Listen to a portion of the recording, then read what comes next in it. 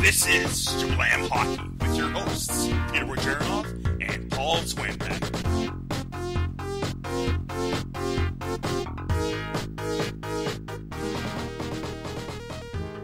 Welcome to Jablam Hockey, folks. I'm your host, Peter Wojciarov.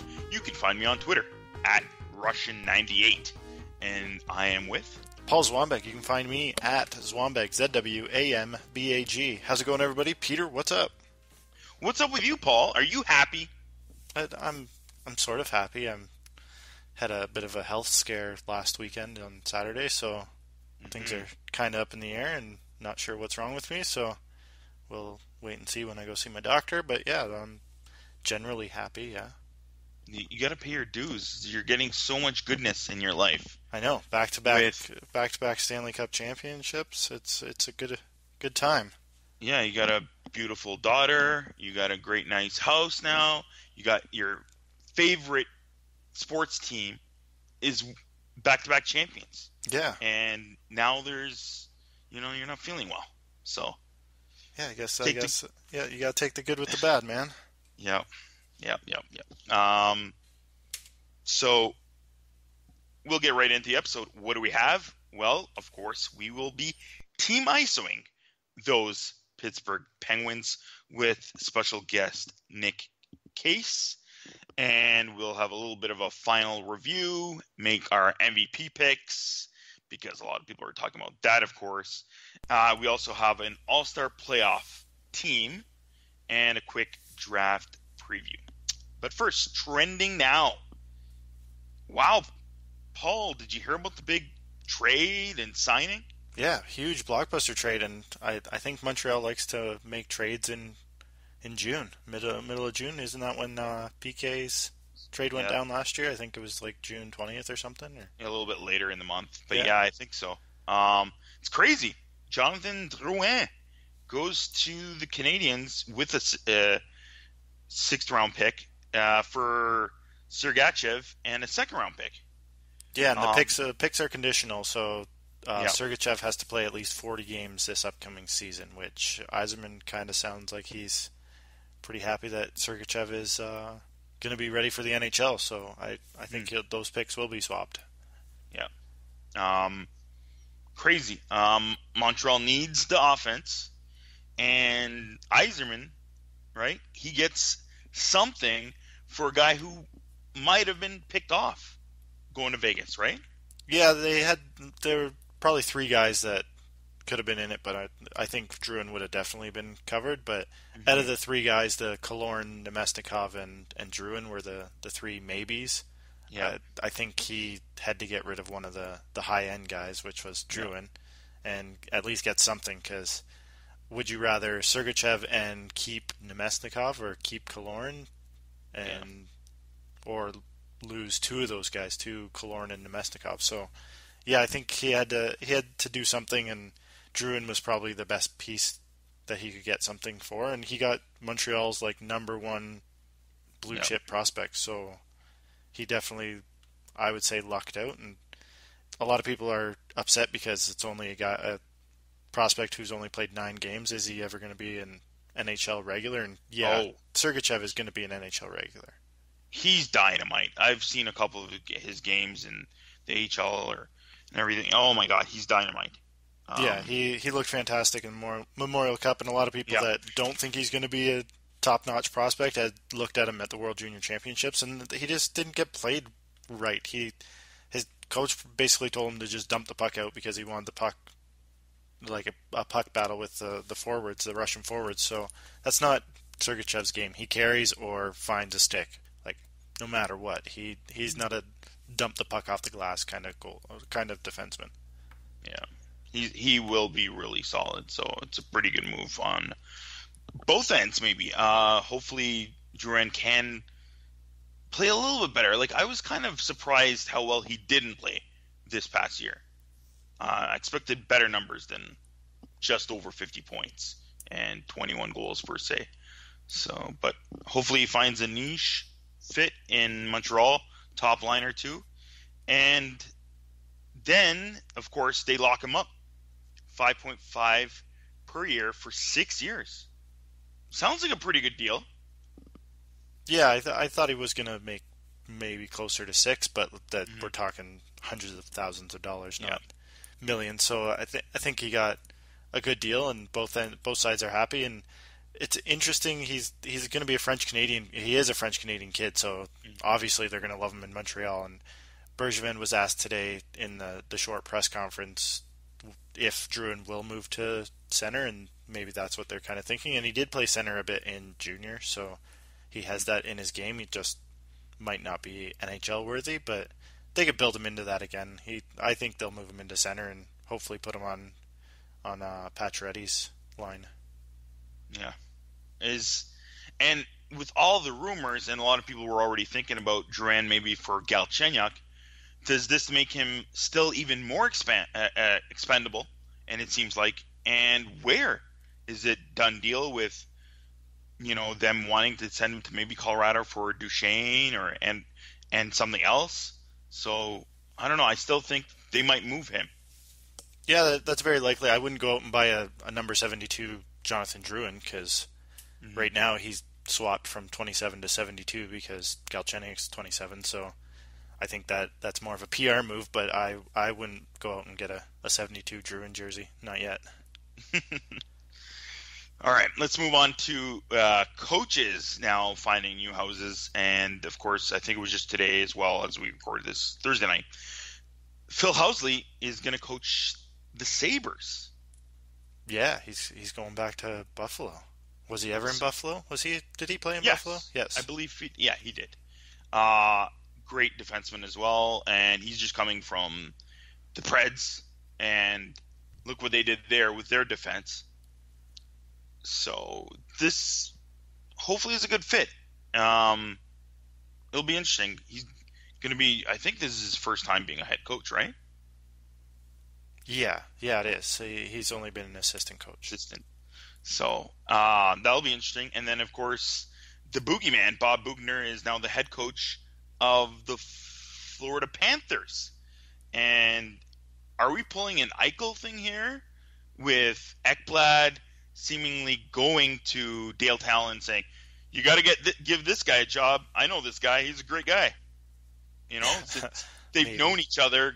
He's known Boogeyman since he was like a little kid in Windsor. So it seems kind of peculiar that way, but I heard a joke and I think in an interview they asked him and he brushed it off and said, get out of here, Ekblad, kind of thing. So, but you know what? Hey, maybe it had to be a little bit of a percentage of reasoning why to bring him in when your stud defenseman wants him there, right? Yeah, I think it also helps the Memorial Cup win in Windsor this past year. Might have raised the stock on a bunch of the Windsor Spitfire executives. Yeah. So yeah, and he was already saying that and we're going to be putting all these on our game notes on JablamHockey.com. We had I think it was from NHL.com interview, and he was praising Ekblad and saying that maybe he has a bit of a chip on the shoulder of Ekblad, and he's going to be even better next year after a pretty crappy season, you could say, that the Panthers had, especially with expectations that they had. So turning his team around with Ekblad and the whole team. So should be interesting there.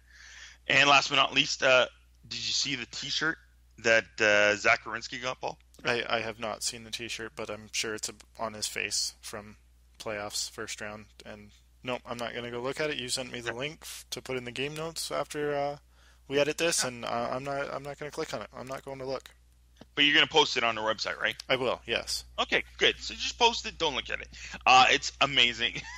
I guess a Columbus fan, actually got the full image of Werenski that he posted on Twitter, we all know, after the puck hit him in the face off Phil Kessel's stick, Paul. And, of course, they ended up scoring, right? And won the series. But, yeah, it's gruesome. And it's fully blown on the T-shirt now. Wow. You know what? I wouldn't be surprised a lot of, at least Blue Jackets fans, go out and buy this T-shirt. It's fantastic. It's glorious. It doesn't sound very glorious. Like, how big are we talking? Like, eye size. Is the eye like 3 inches, 4 inches?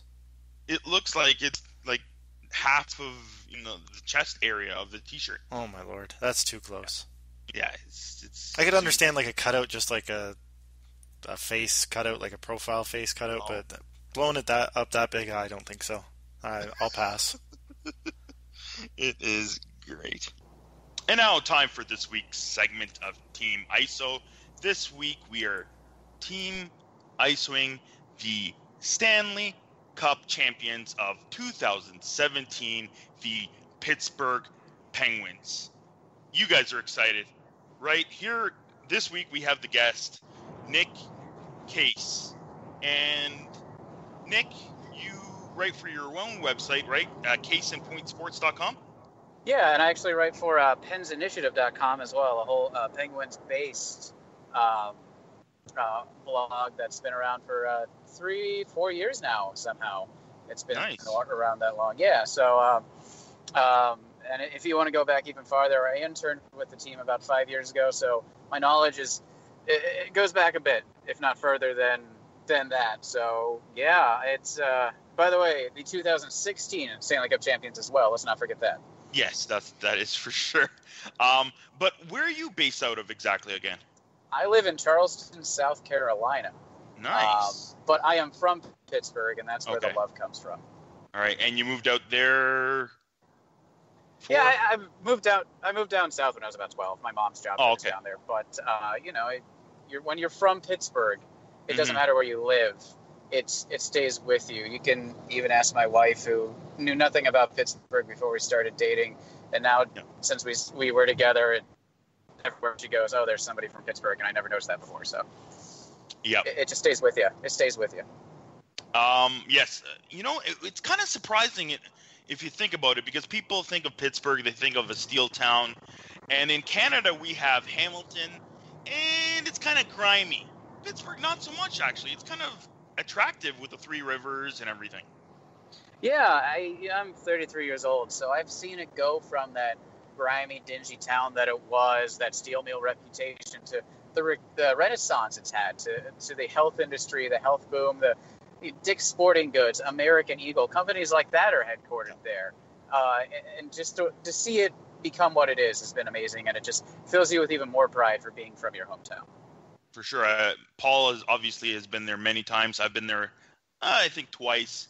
It's a beautiful city, and I do recommend even checking out the city from the Pirates Stadium. Well, PNC Park, right? PNC Park, no better view in baseball, man. It's just stunning. Beautiful. All right, let's get into it. First off, Fleury, is he a Golden Knight? Are we crying? Are you guys crying about this, or what's the emotional impact in this with fans and the team? Maybe it's huge. If you've been a fan for a long time, it's huge, and particularly for me, he's my draft year. If I had gone in a different direction and had any athletic talent, that would have been my draft year. 84 birth, so I think it was 2002 entry draft. So I've always had a special connection to him in that way. Plus, we went through those awful years of the Rico Fadas, of the Richard Littners, of the Konstantin Koltsovs, and selling off Alexei Kovalevs and Jaromir Jagrs for pennies on the dollar. And Fleury was that first pick that lets you think, all right, things are changing. He came in his first year at 18, played his first game, made 43 saves or 40 saves and still lost, but you could see the talent. And now that was 2002, 2003 season, and now he's leaving. It's a foregone conclusion. There's no way he's staying around. And it's emotional, man. We've seen people like Brooks Orpik leave. We've seen people like Ryan Whitney, who were part of that supposed core, leave. But it's not the same as it was with Fleury. A guy that's been there for 3 cup runs, was a big part of 1.5 of them, basically. Yeah. To see that first linchpin go, it's getting some people in the feels. For sure. So is it a done deal for sure with Vegas? I think it's about 90% sure that he's going to be Vegas's guy, but there's still that 10% gray area. Yeah, for sure. I don't know. I don't know if Ronta's a lot younger, maybe not so much, but yeah, I thought maybe he would be more of the type of guy that they would want to go with, especially thinking that they're not a contender or anything right now at all. So kind of odd. Yeah, I think it depends on which way McPhee wants to go, because you can you can make that team pretty competitive if you want. I mean, there are going to be players that are exposed that for 2 or 3 years still have something left in the tank, just big contracts. Or do you want to go ahead and take people that you want to build around? Or, there's some ways to go, but it seems like a foregone conclusion. There were reports that his wife was out of town in Vegas a couple weeks ago looking at schools. I think it's going to happen. He'll be the face of that franchise. And if so, there are going to be a lot of people in Pittsburgh that suddenly have Vegas Golden Knights jerseys hanging in their closet. Yeah, for sure. All right, let's get into a nice debate. Should Crosby really be the MVP, or are there other options that were maybe better, or is it just, propaganda? We hate Russians right now, so we're not going to give it to a Russian. Not unreasonable to say that somebody else other than Sidney Crosby could have won the Conn Smythe. I mean, you look at last year, Phil Kessel was just the absolute star of that playoffs, but Sid was always right there with them. And I think he just kind of got the default votes. It was his chance. It was his turn.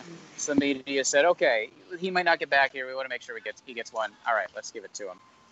Yeah. This year, there were a good 3 people he could have given it to you. Sid could have had it. Malkin, who led the points in led the playoffs in points, easily could have had it.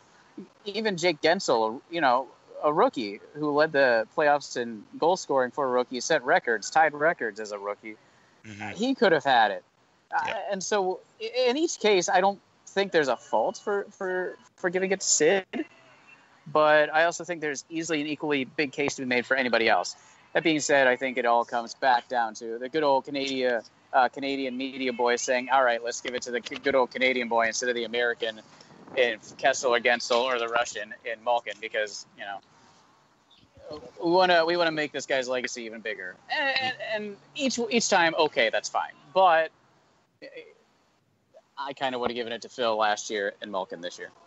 Yeah, I'm thinking kind of on the same wavelength.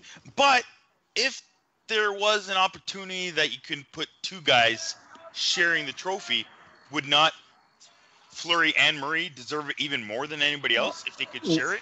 100%. When you're outshot 11 games out of the 26, give or take, that they played all playoffs, when you're thoroughly outplayed for a lot of them, like they were in the first 2 rounds and a little bit in the third, but I think that was more Craig Anderson standing on his head. It's very easy to argue that without Fleury, they don't make it to the 3rd round. Without Murray, they don't make it to the Cup. And Murray playing on a torn hamstring. By the way, that was announced. And I wrote a piece on Thursday for PensInitiative.com. Fleury, it was the best thing for him. It rewrote his legacy because he was looked at as the reason why they probably didn't win 2 or 3 other cups, which I don't necessarily disagree with. The team against Philadelphia in 2012 flamed out. Fleury didn't help, but mentally they just weren't there. But Fleury was able to go back there and settle those playoff demons and rewrite his legacy in Pittsburgh. He's not remembered as the guy that blew playoffs anymore. Instead, he's the guy that gave them half a cup. If you watch last year's Cup celebration, he was their guy during the regular season. He kept them afloat during the Mike Johnston time when the entire team was floundering. But he didn't get to play in the playoffs aside from like 1.5 games. Maybe not even that, actually. And when it was his turn with the Cup, he half-heartedly raised it, took a quarter lap, and gave it off. This year, he looks so much happier. He looks like he finally earned that Cup. He looked like he was a part of it, that it was his. And that was the big thing. Marc-Andre Fleury was able to rewrite his legacy as a Pittsburgh Penguin with these playoffs. And then Matt Murray was able to take it when Fleury was cooling off a bit and run the rest of the way. So absolutely, if voting were able to be done that way, it should have been a split vote. But because it's not, you can split a winner, but it can't be the same position. So unfortunately, unfortunately, it couldn't happen, but it absolutely should have. Yeah, it could be kind of like a Jennings thing going on. But yeah, even the post-game interviews, I don't know if you had the same feed as us in Canada, but the post-game interview with Murray, I think he was crying, and he almost had me to tears with that. Yeah. With the whole conversation he was having. Yeah, I was stuck with NBC Sports Network, which is fine and dandy, but I had to go online, and I was able to watch Murray basically say how much Fleury meant to him, and just that whole conversation and every conversation since then has just had an air of finality about it, and it just, like you said earlier, it just kind of breaks your heart a bit as a Penguins fan to because the guy is just, on top of being a very gifted athlete, he's a good guy, and you love to see his smile out there, and it's gone, and it's the natural progression of things. It's just the way sports are, but it's sad. Yep. All right, let's move on to other things. The defense, did you hear about this stat? I'm not 100% sure it's true, but I heard that no Stanley Cup team has ever had a defenseman not ever nominated or get a nomination for a Norris Trophy vote. Until this year, that's absolutely right. Yeah, even the Hurricanes roster, I think it was Sandis Ozolinsh was that Hurricanes team had like one Norris vote, and he played like one or two games that playoffs. But until this year, that hadn't happened. Yeah, and I can't tell you how they did it. I have no clue.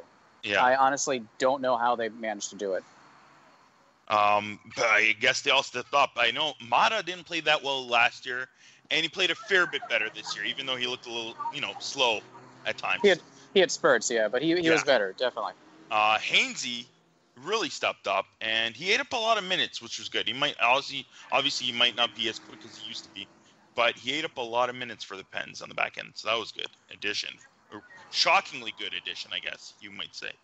Yeah, I was there. I was actually at the Stadium Series game at Heinz Field for his first game, and I didn't know that then you'd be watching a legend slowly grow. He's not quite Hal Gill status in terms of Penguins lore, but Ron Hainsey, a guy that comes in out of nowhere and really on his last legs, you figure he's there for the ride, and instead he's a vital part of it, and sometimes to the detriment.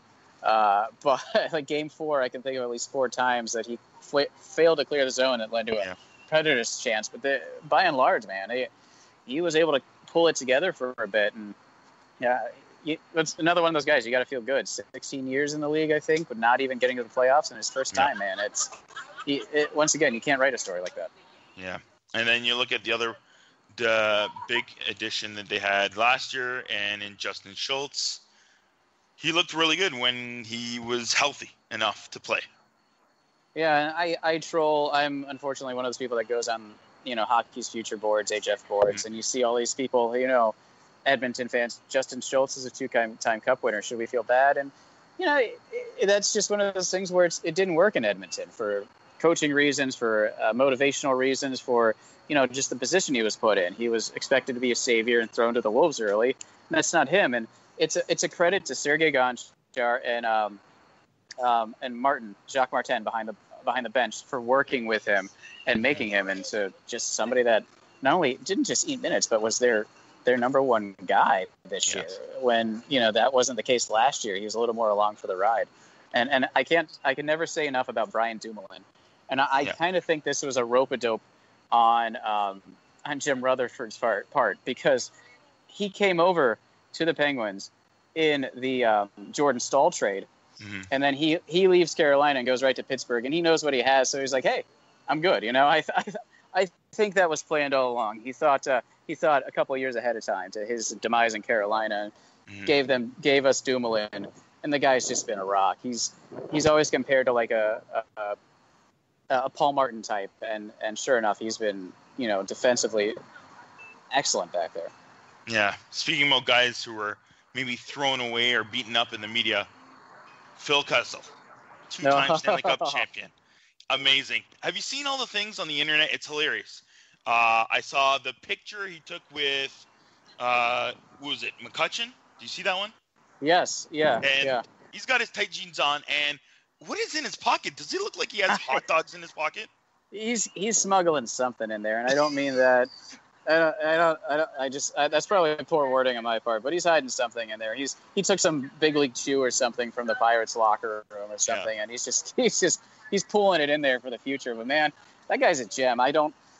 It amazes me that he's been chased out of 2 stops. I get it in Toronto to an extent. They just eat people alive, and he wasn't the savior they were expecting him to be, because he's not. He's an elite complementary guy. He benefits greatly from being with Malkin and Crosby. Oh my God, man, he's so likable. I just don't understand how Boston media chased him out, but Boston media is the same way. It's just the dregs when it comes to chasing people out. But My first glimpse at Phil Kessel was the 2012 All-Star Game in Raleigh. I had a media pass, and I just have this fantastic photo of him.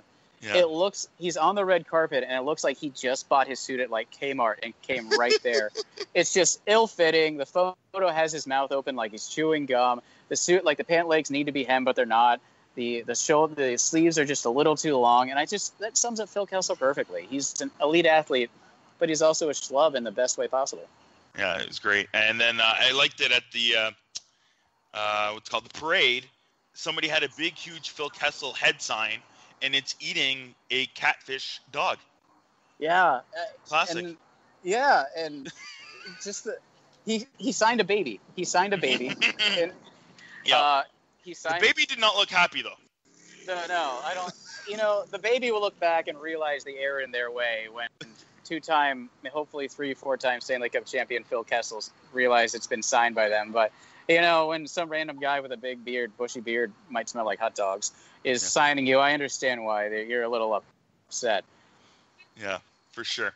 Before we pass it on to Paul, and he's going to ask some prospect questions, what some of these guys, they're leaving, I guess. Is it the end of the road for some of these guys like Cullen? I hear a lot of chance that they want him back, but is it pretty much a done deal that he's going to retire?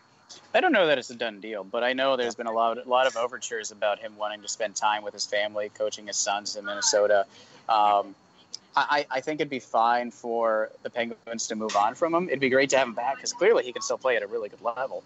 But, there are prospects that we'll talk about later, I'm sure, that can move up into a spot and they won't miss a beat.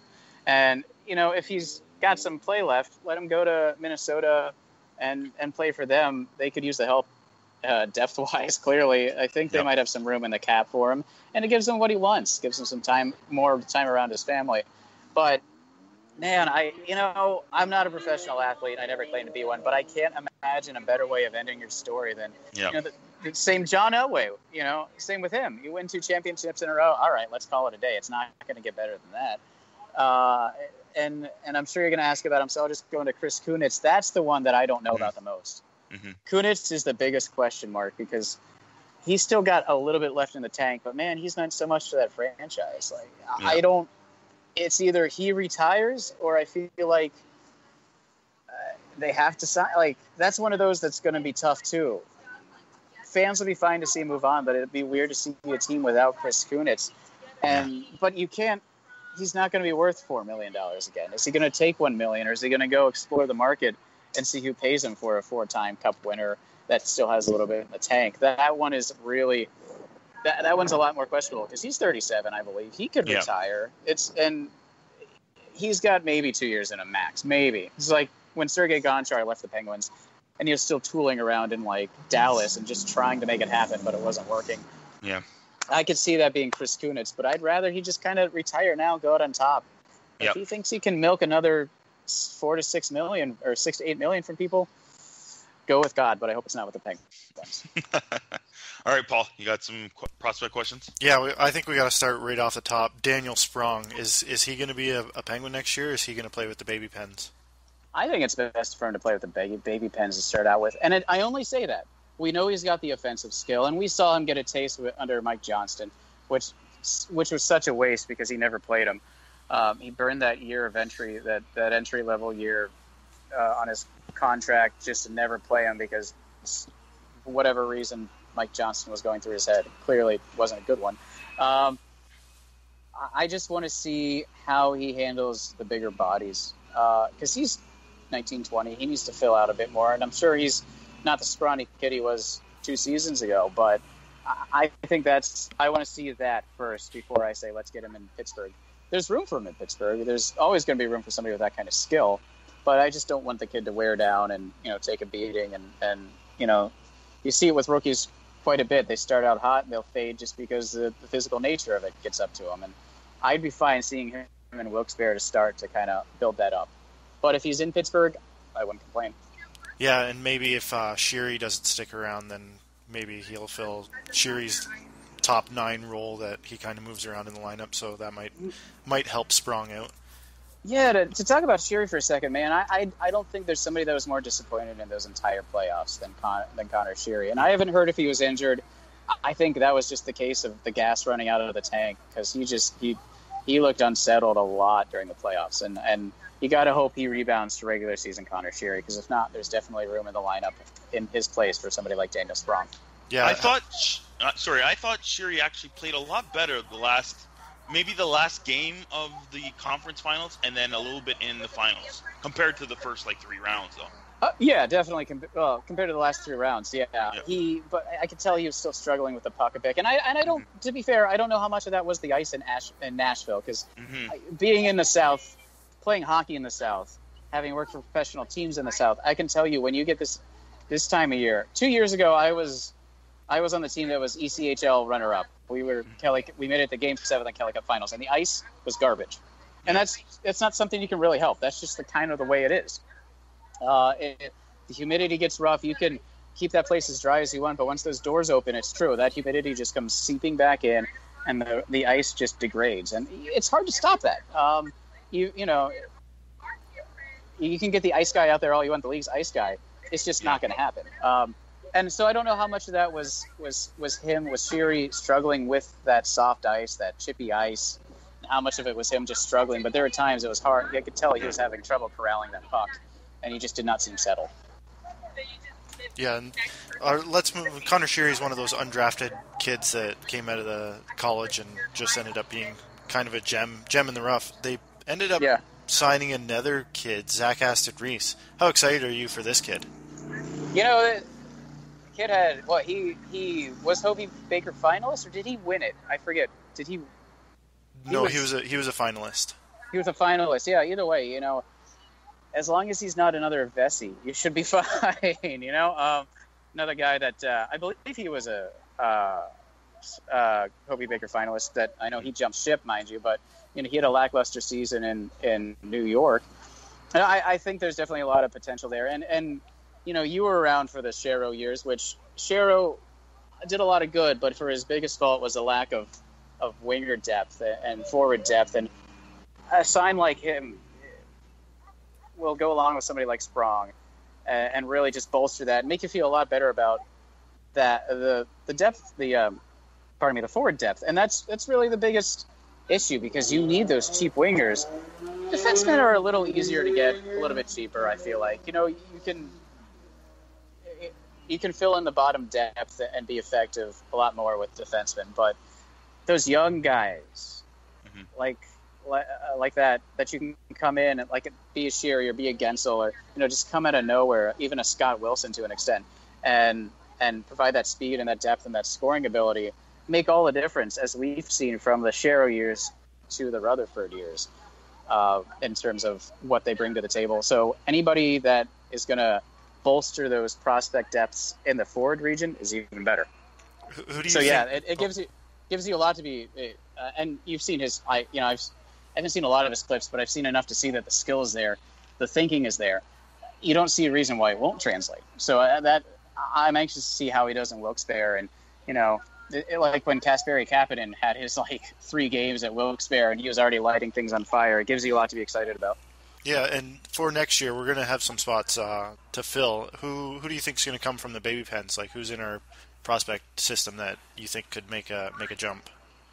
The one that I mentioned that I wanted to bring up with the Cullen, if he moves on, Oscar Sundqvist is perfect. Is the kind of guy that's good, perfect and built to jump right in there. He's already fit that mold. He's played a couple of games in that position. He's never looked out of place. I really like his potential to be there in terms of filling that spot. And then Daniel Sprong, I think, is the biggest question mark. I feel like a lot of people already have him penciled in to play in the top 6 or even the top 9, which the nice part about the Penguins, top 9, top 6, there's not much of a drop-off. And really, anybody that can fill in that center spot once. I think Nick Bonino might set on some happy trails, because I think he's nearing the end of his contract, too.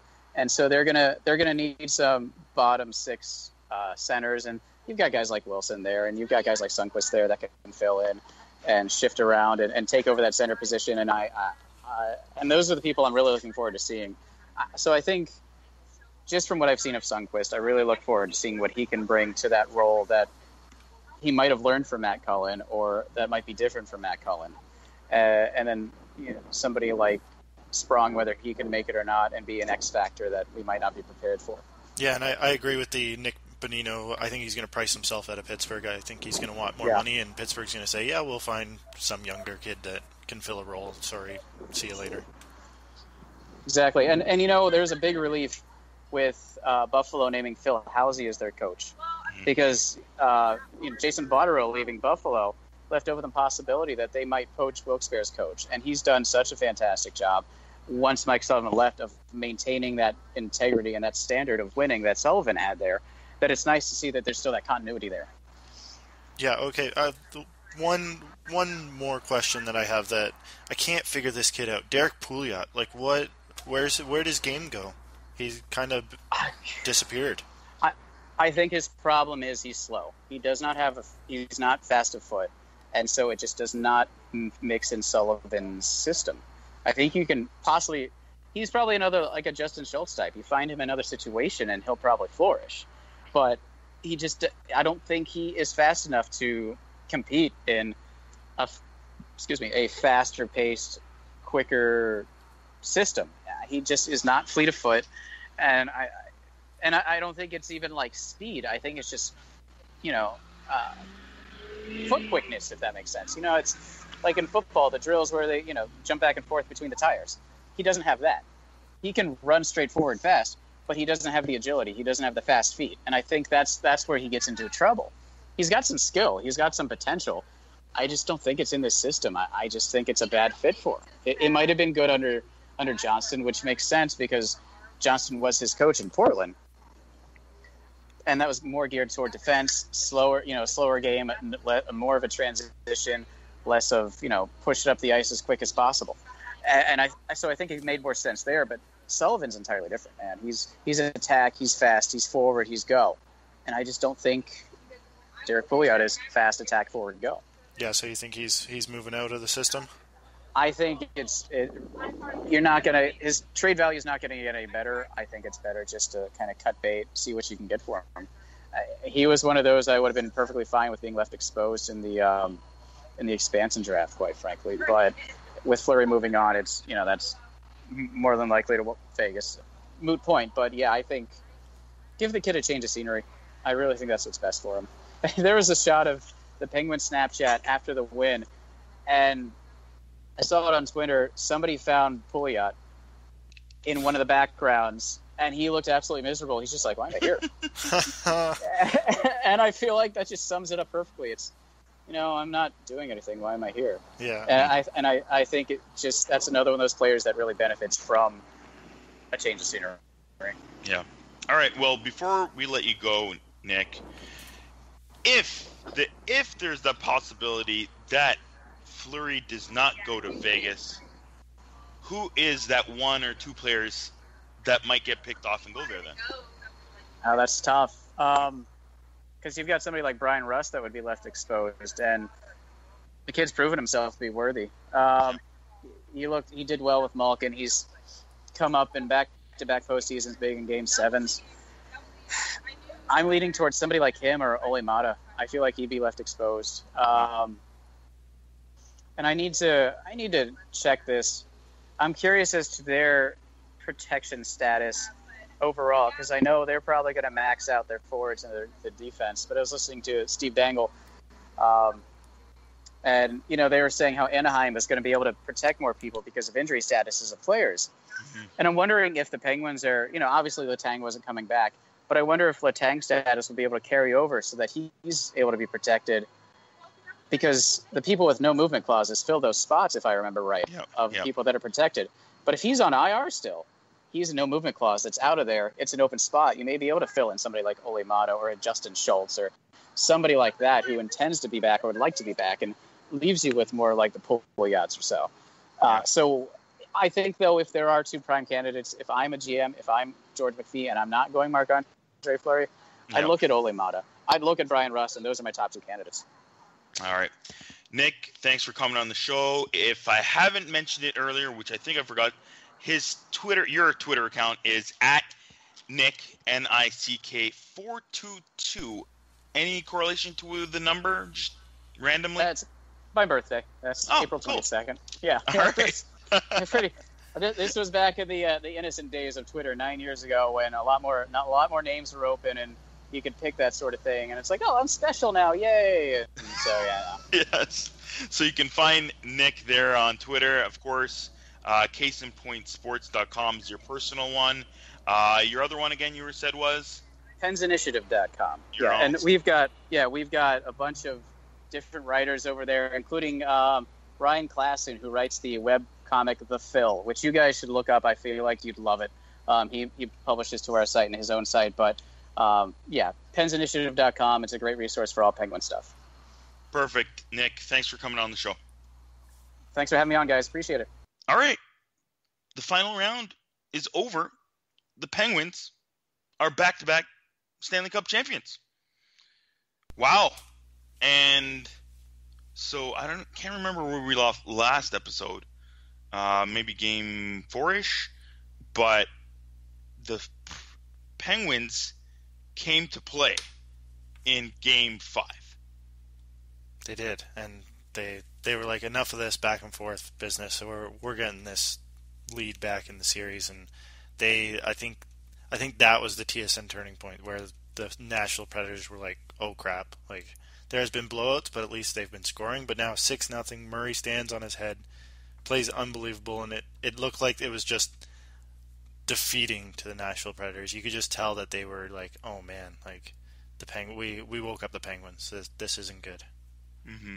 And I think I said earlier too that the Penguins can win games that they don't play well, especially with the goaltending that Murray did in those last 2 games, and Murray and Fleury, like we've mentioned already, they were great all playoffs. And the Penguins have too many offensive weapons and too many different offensive weapons, especially with Guentzel playing up to par with Kessel, Malkin, and Crosby.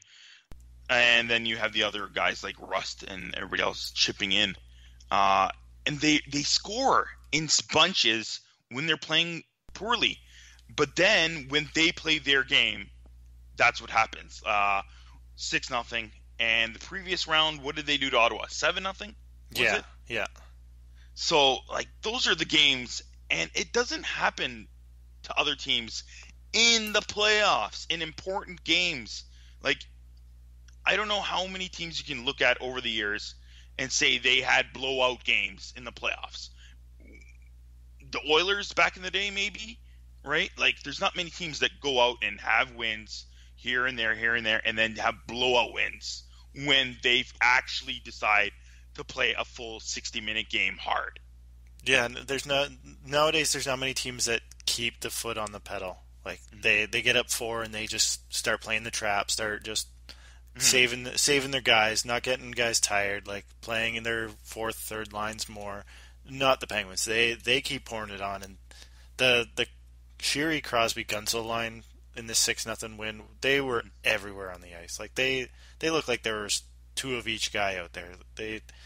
They definitely were the stars in this game. Yeah, and for most of the series, they were the strong line, and they played very well. How many goals did Guentzel finish with? I think it was 13 or 14. I don't know offhand. But he had 3 goals in 3 games, or 4 goals in 4 games in a row. Anyways, he finished off really well, and that helped the team. And then going into the final game, Game 6, the Pens wanted to seal the deal. They didn't want to go back and play Game 7, have more question marks. And again, Rinne actually had, a good game there, right? Yeah. He's at home, and of course he's good at home. But, the Pens found a way to win. But what do you think, Paul, about the no goal? The blow, the early whistle. Yeah, I talked to my brother about this because we're both big Penguins fans, and we were talking pretty much the entire game in Game 6, and it literally felt like overtime after the first period, and it was like, oh crap, first goal, the next goal is going to be the winner. Like the goalies were standing on their heads, no one could beat them. They looked really stellar, and we talked about the no goal, and we were really upset by the whole year of challenges. It's like, why can't the referees make mistakes? They're humans, just like the players can make mistakes, but the refs have to be perfect. I just don't understand how, like, it's okay to be mad at, like, if I was a Nashville Predator fan, I would be pissed at the call. But there's nothing you can do about it. They can't say, oh, well, it was an empty net, so obviously Murray wouldn't have stopped the puck if it happened, but the whistle blew, so he didn't even lunge over for it. Maybe you didn't see it. You don't know. That's just the way the game goes. I think we're putting too much stock on the refs having to be perfect. It's the way of life. Like, the players are allowed to make mistakes, just like firing the puck over the glass. It's like, well, he didn't mean to. Well, too bad. You still get a penalty because you made a mistake. Yeah. So I don't like those challenges. I think they should look over them. I don't think they're going to do anything about it next year. I think the competition committee already went through and said, nope, it's fine. So we're going to have to go through another year of it, or they fix it by preseason and training camp and all that. But yeah, I'm not a fan of the challenge, and there's nothing you can do about it. He blew the whistle. Done and over with. Yeah, you can't. You cannot overturn that. He blew the whistle much earlier to him even touching the puck. So you can't change that. I do not like the offside challenges, more or less, because we all know why we added the rule, because Duchesne was 3 feet over the line. Yeah. We're getting way too nitpicky, chintzy, or whatever you want to call it, on these offside challenges. I would like them to throw that away at least for the challenges and the coaches' challenges, because they're so nitpicky. And it seemed weird because earlier in the season, it seemed like you could not go offside, right, with your foot kind of dragging along the line or whatever.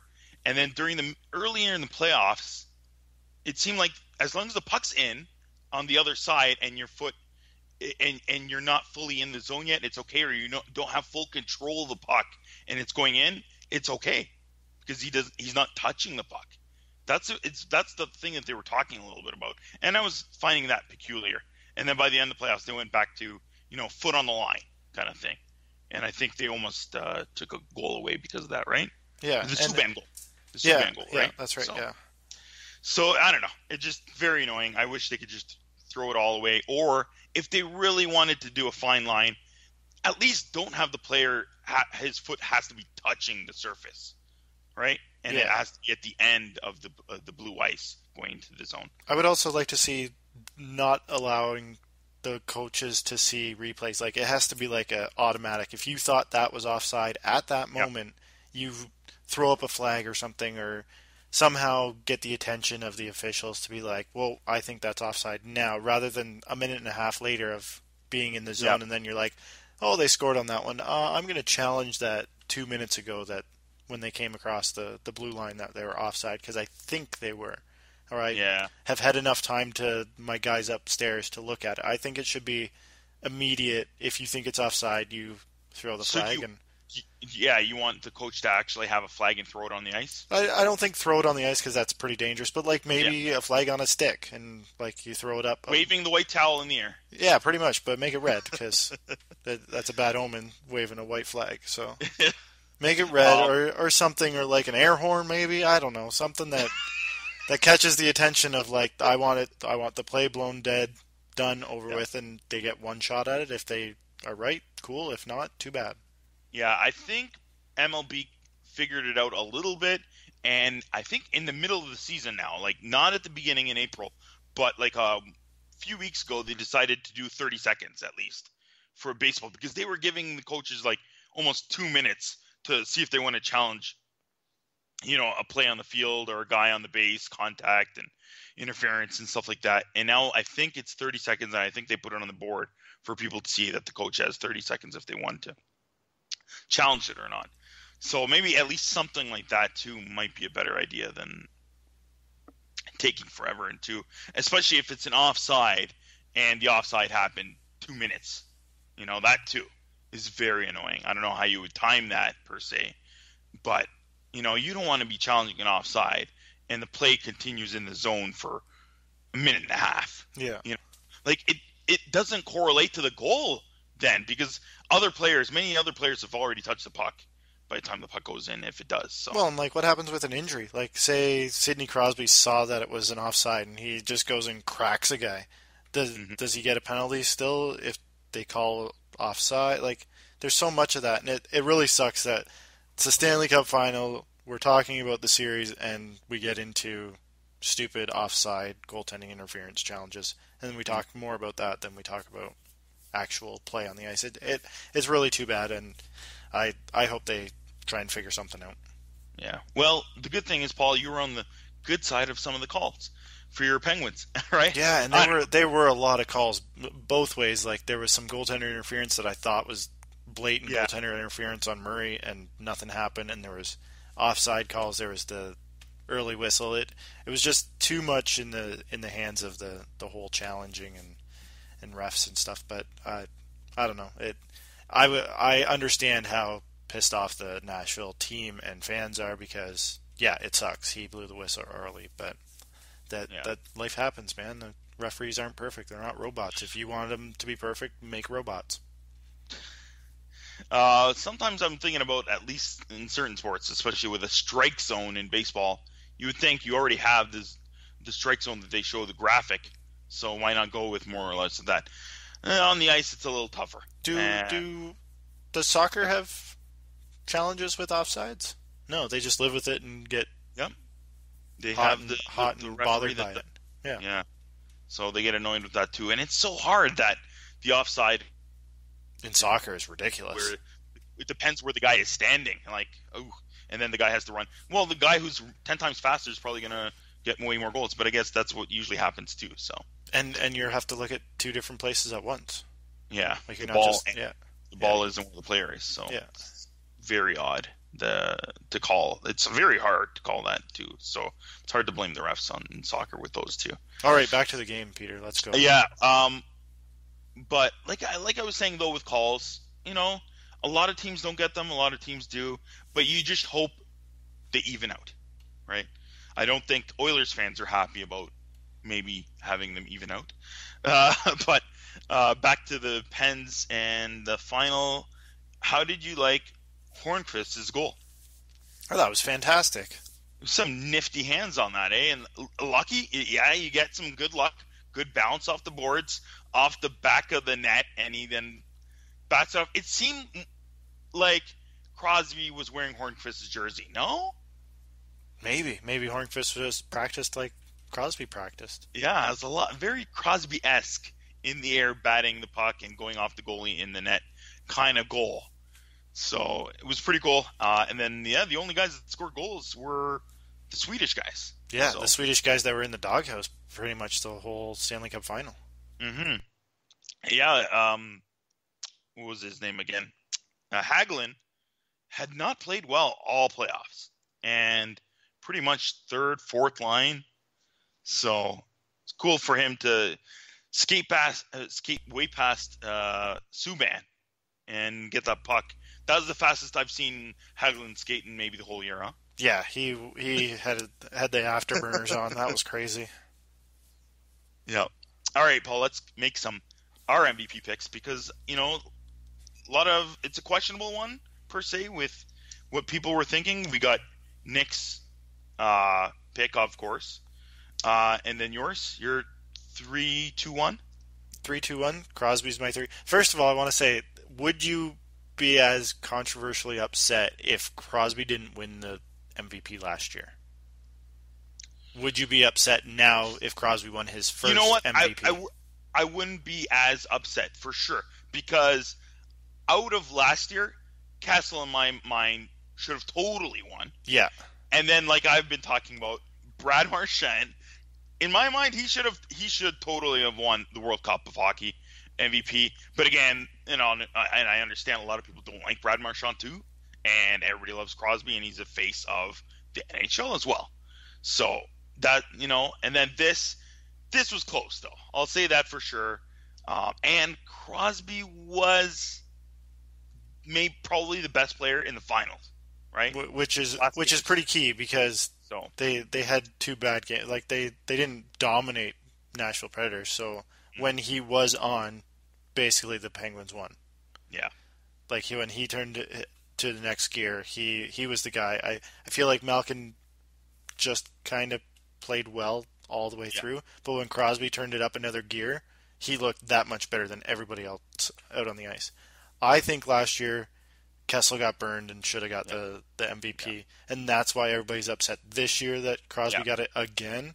Yeah, exactly. But if Kessel won last year and they gave it to Crosby this year, I wouldn't, totally fine. Yeah, I wouldn't be upset at all because Yeah. there wasn't a clear-cut winner this year. Like you could have gave it to a bunch of guys that were going to pick in our MVP picks, I believe. So yeah, that's where I look at it. That's why I'm upset that Crosby won again, because why not give it to somebody else that hasn't won it last year? Like, he didn't even care to go get the trophy when he was out on the ice. He was partying with all the guys. Didn't even realize he won. I think somebody had to tell him that, hey, you got the trophy, bud. You got to go get it. Yeah, they're busy taking their selfie. Yeah. So my number 3 is Sidney Crosby. Yeah. And my number 3, did I write them down? You probably picked 3, 4, and 5. Yeah, well, I would have liked to. But, yeah, my 3 was Gunsel. Nice. And your number 2 is? Gunsel. Yep. And my number 2 is Crosby. Did Gunsel take over the rookie scoring record? Did he officially take it over? Did he tie Ciccarelli? I don't think he didn't overtake Ciccarelli. I believe he either was 1 goal or whatever behind, or tied. And what was Ciccarelli's record? I think it was 22. Yeah, because Gunsel got to 21. So. 21. Yeah. So yeah, it was he played well. That's for sure. I think he had a few lucky goals, but I also think a lot of them had to do with Sidney Crosby. Yeah, and he went kind of quiet in the second, third round.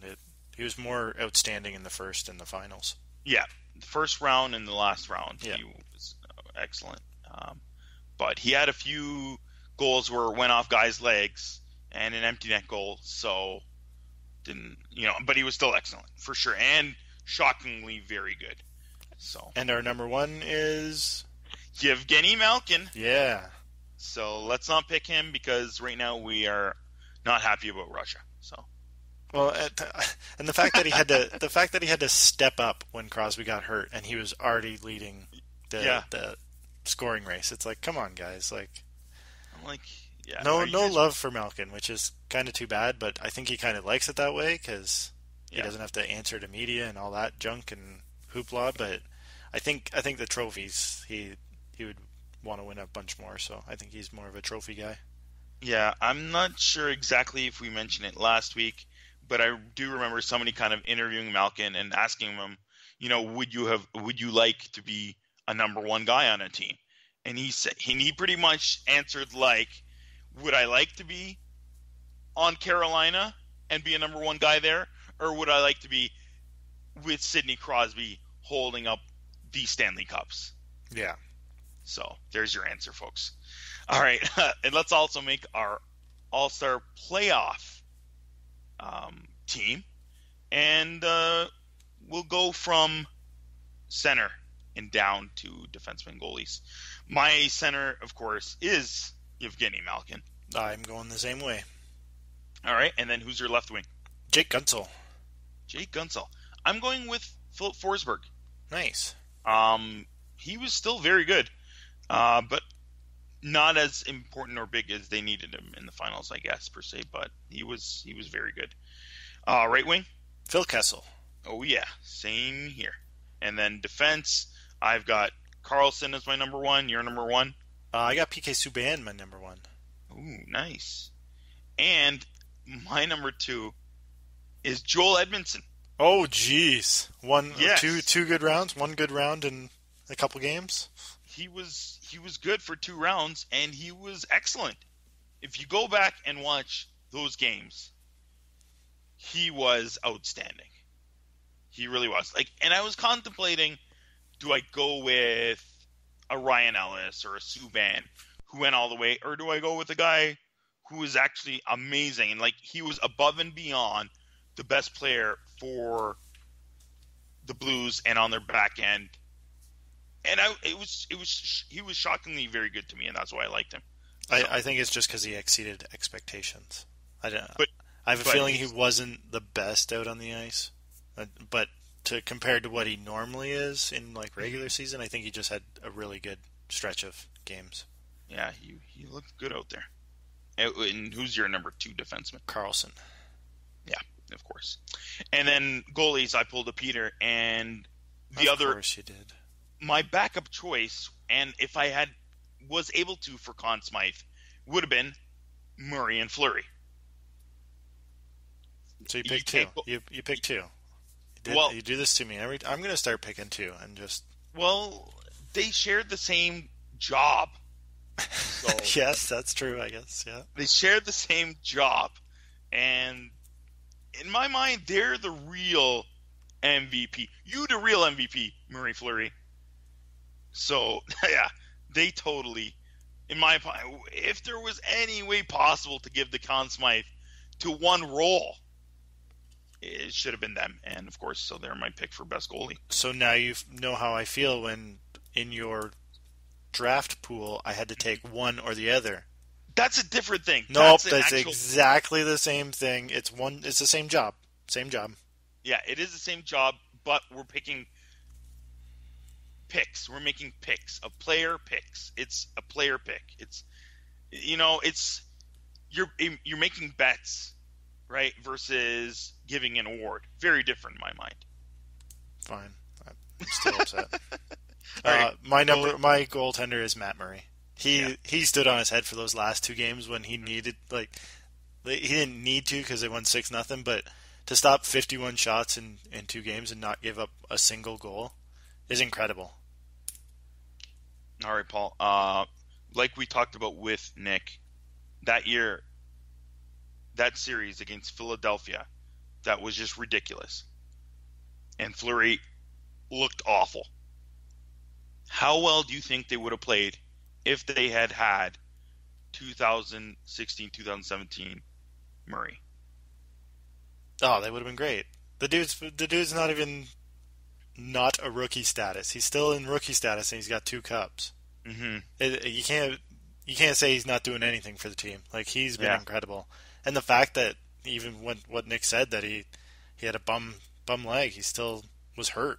That's even more incredible. I had no idea that's how it went. Yeah. I don't know, man. I still think that Philadelphia was way too much in Crosby's head, and that made him play poorly, and it made the team play poorly. They took the Pens out of their game, out of their element that series, and that's what hurt them. They're the scariest team that we meet in the playoffs. Columbus is getting there, but anytime Philadelphia meets up with Pittsburgh, it terrifies me. Not just because they're interstate rival and they've been rivals forever, but the fact that Philadelphia can get in their heads. They play that mean, stupid, chippy hockey that Pittsburgh likes to. Mean, stupid. Yeah, they do. It's true. I still feel that the older teams, the 1967 teams that came out that year and the original 6, they seem to step it up more in the playoffs. But hey, maybe the Predators and Smashville are changing that, and there's some of these fresher and newer teams that also can step it up and play better in the playoffs. We'll see. All right, and Paul, you have a little draft preview for us? Yeah, you asked for my top 5, and my top 5 is different than what I actually think is going to happen at the draft. My top 5 is the top 5 best players across the board, value-wise. So I'm going to go Nico Hischier over Nolan Patrick. That's the great debate this year, and they're not going to be generational talents like Austin Matthews or McDavid, but they are going to be very good hockey players. I liken Nico Hischier to Claude Giroux. So, like, not a superstar, but a really talented player. So I'm going Hischier, Patrick, and then Finnish defenseman Miro Heiskanen. He's going to be a stud defenseman, probably the best in this draft class. And then Casey Middlestat, and then Gabriel Velarde. Mm-hmm. The way I think it's going to go in the draft is New Jersey's going to take Patrick. Wow. They okay. want that stud centerman. Philadelphia will get Hischier, which is kind of weird because I think he plays a lot like Claude Giroux, and they're going to have Claude Giroux and Hischier together. Might be crazy. And then Dallas is going to take Middlestat. They need some high scoring, and Casey Middlestat's going to be a high scorer. He's tiny, but the way the NHL is going is tinier guys are making the league. So Yep. Middlestat's going to go to Dallas, and then Heiskanen needs a defenseman, or Colorado needs a defenseman, so they're going to go Heiskanen. Vancouver will take Elias Pettersson because they want that center, that big center kid, to go with Bo Horvat. And then Vegas is going to get Velarde. I went one extra in the draft to fit Vegas in there, and I think they'll go Gabe Velarde. He had a pretty good Memorial Cup, and I think building around Velarde is going to be pretty awesome. So, And how many of these guys do you think will be playing in October on an NHL team? I'm going to say 2 out of the entire draft. I don't think it's going to be a strong draft. After in their draft year, I think it will take some of these kids a year or two.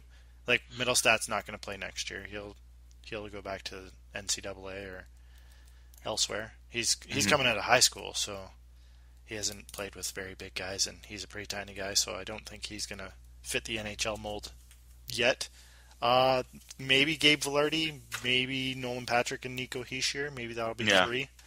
So Velarde maybe because it is the Vegas Knights, and maybe the expansion draft won't give them much, and he can fill a center or wing spot. He's played both in juniors, so I think he could do that, and he's a big kid, so there's a couple big kids that might make a team, but they won't be a huge impact like this rookie class. This rookie class was unreal this past year.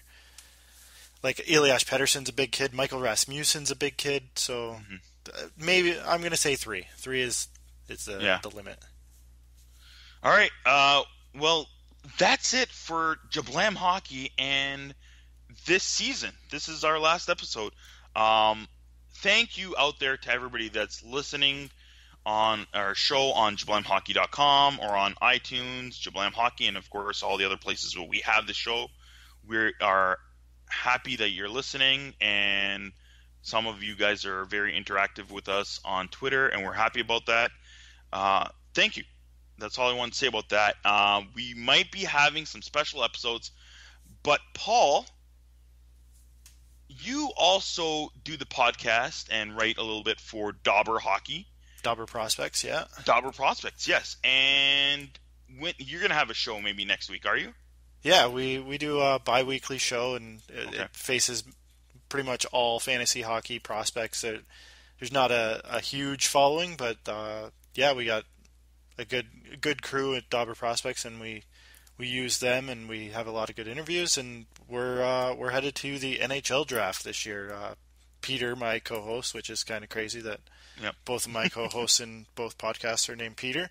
We're headed to Chicago. We got media credentials, so we're going to be right down in the scrums and get right face-to-face with a lot of these guys and GMs and stuff. So, check out Dobber Prospects Radio for that.